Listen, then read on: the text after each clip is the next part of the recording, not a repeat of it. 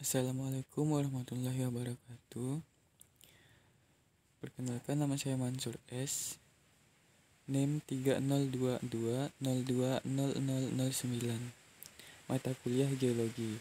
Di sini saya akan menjelaskan materi mengenai batuan metamorf.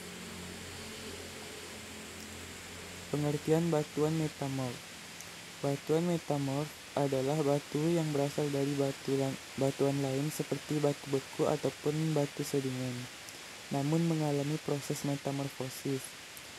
Proses metamorfosis ini kemudian akan mengubah karakteristik dari batuan induk tersebut, mulai dari teksturnya, warnanya, hingga kandungan mineralnya. Hasil akhir dari proses perubahan yang panjang ini adalah batuan metamorf.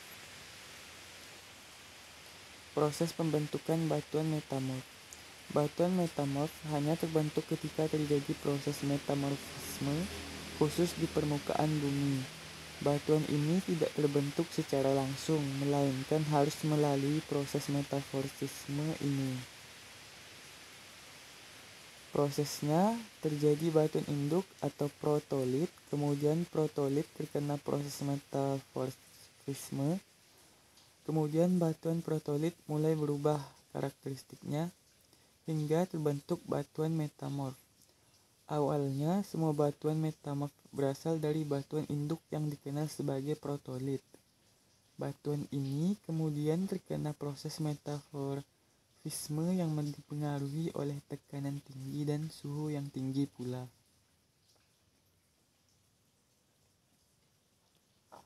Faktor yang mempengaruhi pembentukan batuan metamorf. Secara umum, terdapat beberapa faktor yang mempengaruhi proses metamorfisme batuan. Faktor-faktor tersebut antara lain temperatur, tekanan, dan perubahan kimiawi. Perubahan temperatur menjadi salah satu faktor yang mempengaruhi proses metamorfisme. Temperatur yang tinggi dapat membuat batuan meleleh dan membeku kembali. Jika dipadukan dengan tekanan yang tinggi, suatu batu dapat melampaui titik lelehnya tanpa meleleh, sehingga menciptakan bentuk kristalisasi dan komposisi yang unik. Kedua, perubahan tekanan. Perubahan tekanan merupakan salah satu faktor utama yang mempengaruhi proses metamorfisme. Tekanan yang tinggi dapat membuat batu mengalami kristalisasi atau pembentukan kristal baru, sehingga mengubah tekstur dan juga kondisi pengkristalannya. Untuk menyebabkan rekristalisasi dan metamorfisme, menurut Jackson dibutuhkan setidaknya tekanan sekitar 10.000 bar. Berikut perubahan kimiawi. Selain faktor tekanan dan juga suhu, aspek perubahan kimiawi juga penting dalam proses metamorfisme. Hal ini umumnya terjadi ketika ada katalis seperti air, asam hidroklorik, karbon dioksida, ataupun zat kimiawi lainnya yang mempengaruhi batuan induk tersebut. Fasis metamorfisme. Fasies metamorfisme merupakan istilah yang digunakan untuk menjelaskan pengelompokan batuan-batuan metamorf berdasarkan karakteristik dan bentuknya. Menurut Turner, fasies metamorfisme terbagi menjadi dua jenis, yaitu fasies metamorfisme kontak dan fasies metamorfisme regional. Fasies metamorfisme kontak sesuai dengan namanya, dipengaruhi oleh penambahan suhu dan juga kontak dengan magma yang panas. Fasies metamorfisme regional, selain metamorfisme kontak, ada pula yang regional yang dipengaruhi oleh tekanan dan juga suhu yang tinggi. Jenis-jenis metamorfisme. Metamorfisme kontak, dinamo, regional, kataklastik, hidrotermal, dan tindihan. Ciri-ciri batuan metamorf. Warna digunakan untuk membedakan batuan metamorf dan menerka batu apa yang menjadi batuan induknya atau protolitnya. Contohnya adalah seperti feldspar, kuarsa, mika, dan plagioklas yang berwarna terang keputih-putihan. 2. Tekstur. Tekstur terdiri dari bentuk, susunan, dan ukuran butir mineral yang ada pada batuan tersebut. Secara umum, terdapat dua macam tekstur yang dapat kita temukan pada batuan metamorf, yaitu tekstur relik dan kristaloblastik. Relik atau sisaan adalah tekstur batuan asal yang masih bisa dilihat dan diamati pada batuan metamorf dengan mata telanjang. Hal ini dapat mempermudah kita untuk menerka batu apa yang menjadi penyusun batuan metamorf tersebut. Kristaloblastik adalah mineral yang terkandung pada batuan yang sudah terkristalisasi. Teksturnya terbentuk karena proses metamorfisme itu sendiri, bukan berasal dari batuan asalnya. Struktur juga dapat dibagi menjadi dua, yaitu ada struktur foliasi dan non-foliasi. Yang foliasi artinya adalah terdapat lapisan-lapisan yang menyerupai garis-garis atau lembaran pada batu tersebut. Struktur non-foliasi, batuan metamorf yang tidak memiliki garis-garis sejajar tersebut. Hal ini terjadi karena proses pensejajaran terjadi dengan tidak sempurna,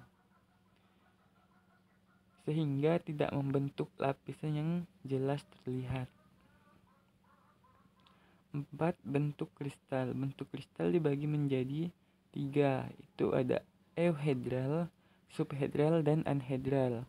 Yang euhedral ini bentuk kristal sempurna yang memiliki batasan yang jelas, tegas, dan teratur. Bentuk kristal ini yang paling baik dan jelas di antara ketiga jenis kristal yang ada. Subhedral yang terbatasi dengan tidak jelas serta kurang teratur jika dibandingkan dengan euhedral. Dan anhedral, kristal yang batasan bidang-bidangnya tidak jelas serta memiliki pola kristal yang tidak teratur. Kristal ini merupakan kristal yang paling tidak teratur dan tidak sempurna pembentukannya. Berikut komposisi mineral. Mineral yang mendukung dan banyak terlibat pada proses metamorfisme antara lain adalah garnet, andalusit, kyanit, silimanit, dan stauroli. Mineral ini berfungsi sebagai pembentuk batuan metamorf dan dikenal sebagai mineral metamorfik. Mineral ini pada akhirnya bisa membentuk batuan metamorf melalui proses metamorfisme yang dipengaruhi oleh tekanan dan suhu yang tinggi di perut bumi. Contoh-contoh batuan metamorf. 1.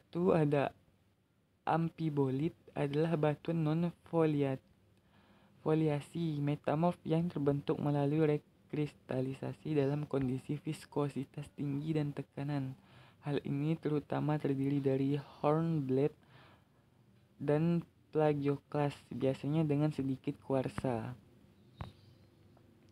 Kedua, batu gneiss adalah batuan metamorf foliasi yang memiliki lapisan dan terdiri dari butiran mineral granular. Batuan ini biasanya berisi kuarsa melimpah atau mineral felspar. 3. Hornfels adalah batuan non-foliasi halus tanpa komposisi tertentu. Hornfels adalah batuan yang dipanggang sementara di dekat sumber panas seperti dapur magma, sil, atau di dike. 4. Marmer adalah batuan non-foliasi metamorf yang dihasilkan dari metamorfosis batu kapur atau dolostone.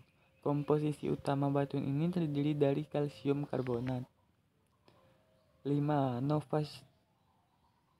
Novastulite adalah padat, keras, halus batu mengandung silika yang pecah dengan fraktur konsoidal. Hal ini terbentuk dari sedimen diendapkan di lingkungan laut di mana organisme seperti diatom atau ganggang bersel tunggal yang mengeluarkan cangkang keras yang terdiri dari silikon dioksida yang melimpah di air. Berikut, fillet adalah batuan metamorf foliasi yang terdiri terutama dari mika sangat halus.